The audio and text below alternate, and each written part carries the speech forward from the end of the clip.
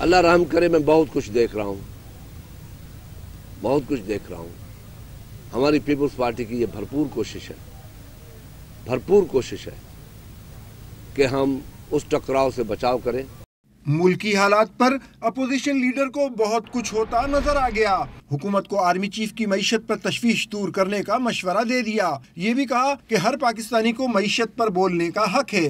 आम आदमी को राइट है, ये तो आर्मी चीफ है क्योंकि ये सुपर सालार है। इसको अगर मुल्क की मैशियत बेहतर होगी तो उसकी जो लाइन ऑफ कंट्रोल है वो सेफ रहेगी, अंदर से ताकत होगी, तो उसको इस बात पे बोलने में नहीं रोकना चाहिए, बोलने दें।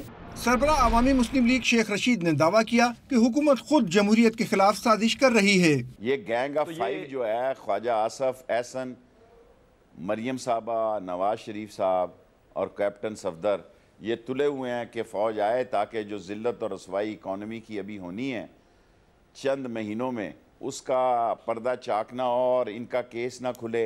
पेशगोई कर दी कि मौजूदा हुकूमत अपने पाँव पर कुल्हाड़ी चला रही है, बाकी मुद्दत पूरी नहीं कर पाएगी।